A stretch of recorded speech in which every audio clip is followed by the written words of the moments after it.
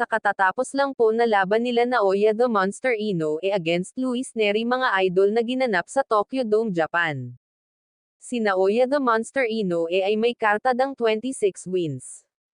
23 wins by way of knockouts without defeat, samantalang si Luis Neri ay may kartadang 35 wins. 27 wins by way of knockouts with only 1 defeat. Pasok din ang dalawa sa 122 pounds limit ng Super Bantamweight Division at paglalabanan nila ang undisputed belt ni Naoya the Monster Inoue. Sa round 1 ng kanilang bakbakan ay agad namang nagkasukatan ng lakas ang dalawang fighter. Unang tumama ang solid na left hook ni Naoya the Monster Inoue sa panga ni Luis Neri, ngunit naka-counter ng malakas na left cross si Luis Neri, kaya knockdown po ang inabot ni Naoya the Monster Inoue. Matagal din naka-recover si Naoya Inoue pero nairaos naman niya ang round 1. Pagdating naman sa round 2 ay bumawi naman si Naoya the Monster Inoue at pinatumba si Luis Neri gamit ang kanyang counter left hook. Dito na umpisang na-control ni Naoya the Monster Inoue ang laban.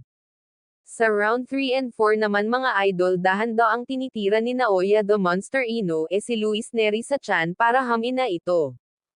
Kaya pagdating sa round 5 ay dito na naramdaman ni Luis Neri na hindi na niya kakayanin si Naoya the Monster Inoue sa laban. Bagsak uli sa round 5 si Luis Neri nang tumama ang solid left cross ni Naoya the Monster Inoue. Umabot pa ng round 6 si Luis Neri pero dito na sa round 6 ay tinapos na ni Naoya the Monster Inoue ang laban at hindi na pinaporma pa si Luis Neri. Pinabagsak muli ni Naoya Inoue sa round 6 si Luis Neri nang tumama ang solid right hook sa panga ni Luis Neri at di na nakabangon pa, kaya napanatili ni Naoya Inoue ang kanyang undisputed belt sa 122 pounds Super Bantamweight Division. Umabante na ngayon ang kartada ni Naoya the Monster Inoue sa 27 wins, 24 wins by way of knockouts without defeat, at bumagsak naman ang kartada ni Luis Neri sa 35 wins with 2 defeats.